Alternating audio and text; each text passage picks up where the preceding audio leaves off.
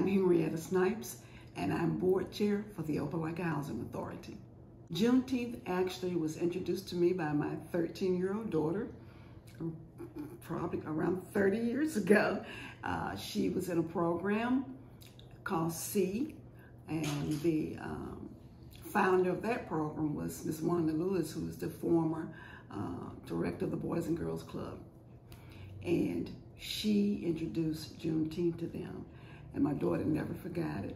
It was her dream to one day celebrate it in the city of Opelika. So after she graduated from college, came home, she talked to me about it, and we were like, okay, let's do it. And we did, and hey, the rest is history.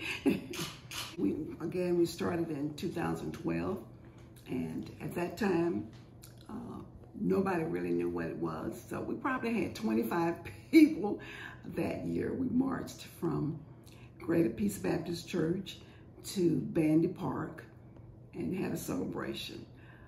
The next year it grew a little bit more.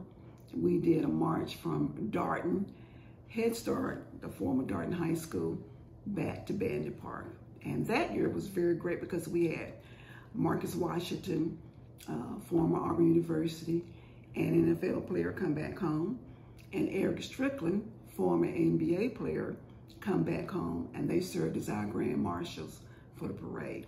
So that was well received. They got to mentor kids in the neighborhood and did autographed footballs and basketballs and jerseys and so forth. We were actually in preparation for our Juneteenth celebration, and we found out that it had become a national holiday, and we all just cheered. We were just totally ecstatic. Oh my God, finally, because that was also one of the things that we were advocating for. Opelika was probably one of the first cities in the state of Alabama to do Juneteenth. So we were actually advocating just for the state of Alabama to recognize it.